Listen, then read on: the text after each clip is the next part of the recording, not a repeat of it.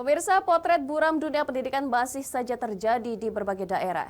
Di Kabupaten Ogan, Komering Ilir, Sumatera Selatan, SD Negeri 18 Kayu Agung, kondisi gedungnya sangat memprihatinkan.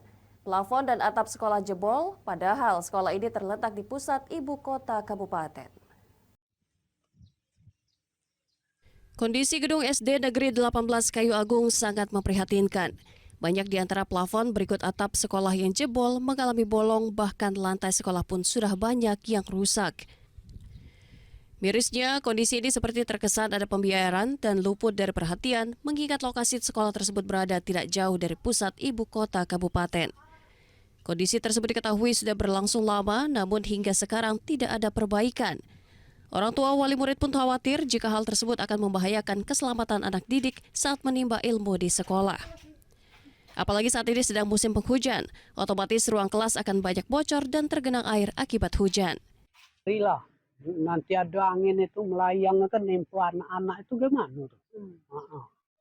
Nanti kan ada angin, ini kan kondisi angin cuacanya buruk, kan?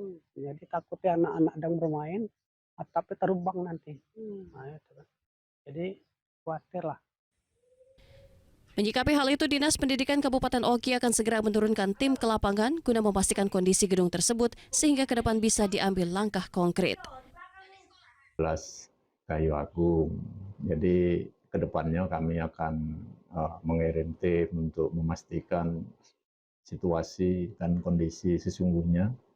Hasil dari tim kami tentunya sebagai dasar untuk mengambil langkah harus bagaimana kita ke depan. Masyarakat diminta untuk bersabar dan tetap mendukung Dinas Pendidikan dalam memajukan dunia pendidikan yang ada, karena di Kabupaten Oki sangat banyak gedung sekolah yang mesti diperhatikan. Dari Ogan, Komering Ilir, Fitriadi, iNews melaporkan.